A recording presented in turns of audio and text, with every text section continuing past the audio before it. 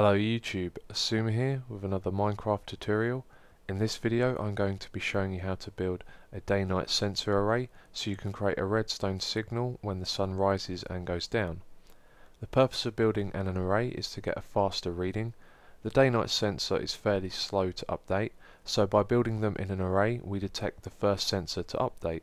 So in this tutorial I'll be showing you how to build the day-night sensor and how to wire it with redstone into an array. We're going to start off by building the day-night sensor, and in this tutorial we're going to be building it layer by layer. So the first thing we need to do is plot out an area of land that's 16 by 16 blocks, and I've used the green wall here to represent the corners of that area of land. Now the reason we're doing this is because we only want to build one day-night sensor within each chunk. If we have two within the same chunk, they're going to update at the same time, which would be pointless. So we've plotted out the area of land that's the same size as the chunk, and then we're going to pick a location within that to build our day-night sensor. Then when we build the second one in our array, we're going to build the 16 by 16 block area adjacent to the previous one, and then we're going to put our day-night sensor in the exact same location in that area as we have done in this one, and that way they'll always be 16 blocks apart from each other, and therefore in different chunks.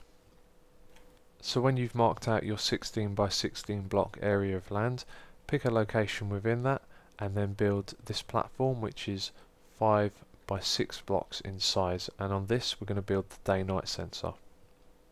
For the first layer we're going to start off by placing a ring of building blocks around the outside.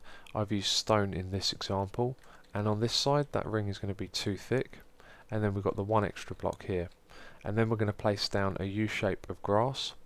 And then in the gap where there isn't a block we're going to place down a redstone wire. Now for the grass, if you have a silk touch pick or shovel you can use that to pick up the grass, and if you don't you're going to have to place down dirt and grow the grass from another location using dirt and torches. For the second layer we're going to place down a ring of blocks around the outside again, and over on this side we're going to place down a sticky piston facing inwards in the middle with a block either side and a grass block in front of it. Then over on this side we're going to place down a lever and turn that on, and on the opposite side on top of the grass we're going to place down a redstone wire and then a redstone torch here. For our third layer we're going to place down a ring of blocks around the outside again, and we're going to leave space in the middle at the front for this redstone torch. Then directly above our sticky piston we can place a glass block with a block either side as well, and then we're going to place down another U-shaped grass ring with a glass block in the middle and a water source block between those two glass ones. And then last of all you can place the redstone torch at the front here. For the fourth layer we're going to place down another ring of blocks around the outside, and then we're going to place a glass block above the one that is above the sticky piston and a block to the side of that. Then we're going to place down this redstone wire going down the side here and a redstone torch on this block in the middle. Now all that's left to do is to build the roof on top of the day-night sensor, and only this glass block is different and it's directly above that sticky piston. So the reason I've used half slabs here is because we don't want mobs spawning at night, and you're not allowed to place down any torches or glowstones that could affect the lighting level around this block here. So that's why I've used half slabs, and it's completely optional what block you want to use. Now that we know how to build a day-night sensor, I'm going to show you how to hook them up together in an array. So we've got 3 examples here, and as I talked about earlier in the video, we've got the 16 block area and we build those adjacent to each other like this, and then within each of those 3 16 block areas I've always chosen the same position to build the day-night sensor. So these are always going to be 16 blocks apart and therefore in different chunks. We're going to start off by placing 5 blocks in a row, and then place 2 blocks on top and below, and then remove these 2. Now we're going to place some repeaters next, and we need to face them in the direction that we want our output to be. So I'm going to build the output down at that end, so our repeaters are going to face that way, and then on the side that they're facing we're going to place torches on the blocks above, and then place another torch here and redstone wire in these 2 places. I've now built this on each of the day and night sensors, and the next thing to do is to hook them all up together. So the way we do this is we place some building blocks in a line between each of the day and night sensors, and then place down redstone wire on top of each of these.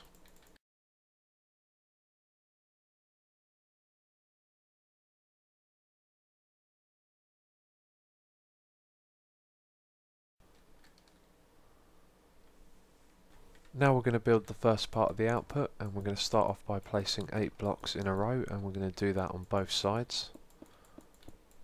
Then place 2 blocks between them and put some redstone wire across the top. Then we're going to go back to the beginning and count 2 blocks, place a block, leave another 2 and put another block, and do that on both sides. And then we're going to place a block up the top here like that. And then we're going to fill in this gap with repeaters, and we're going to put them on full delay. And we'll do that on both sides.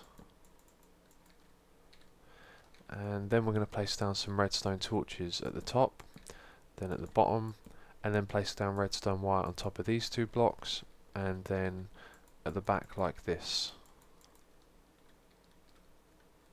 Now we need to build the second part of the output, which is a T flip-flop.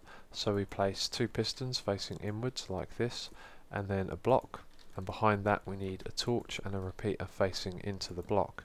Then on the other side we have another repeater and then some redstone wire, and this is the output from the whole array, so this will tell you if it's day or night. And then either side of these pistons we're going to place down some redstone wire, and then above them we're going to place redstone torches.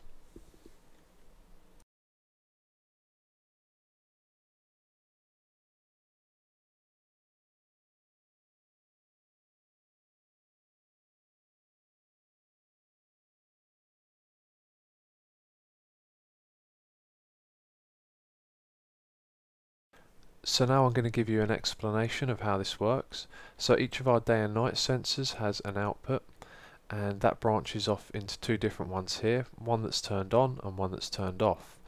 And then at night, when this is activated, the output's going to turn on, and this torch is going to turn off, and this one's going to turn on. And that happens at each of these, and they all power these lines that run underneath. So the way this works is these lines are actually OR gates, which means if any one input, which is those torches, turns on at any point, then the output turns on. So if the one at the far end turns on, the current travels all the way down the redstone wire to the output. So it only takes one of these to turn on for the output to come on. And when it reaches here, it reaches a monostable circuit, and we have one of them on either side. And what this does is it takes a constantly on input like this one here, and it gives a brief pulse for the output. So it doesn't matter how long this is on for, it's when it first initially receives the input that the monostable circuit gives the output, and that just activates a T flip-flop which turns this on and off. So let's say it was to change to night and one of these was to activate, let's say it's the one down at the end, then that torch is going to turn on and the signal is going to travel all the way down to the end here. We're going to activate the T flip-flop and change our output to signify that it's night. Then during the course of night, the rest of the switches, the rest of the sensors are going to catch up, and slowly these redstone torches are going to turn off, and then this line will be totally off, and by the time it's morning the same thing's going to happen again. The first sensor to activate will send the signal down the line and the T flip-flop will change again. So that concludes this tutorial on how to build the day-night sensor array, and a special thanks goes out to StephennJF, whose automated streetlights tutorial inspired me to create this. So you can find a link to his video in the description box and also an annotation on the screen. And as well as that, you can find a link to download this map, which includes the tutorial and also a working day-night sensor array. So thanks for watching, and I'll catch you next time.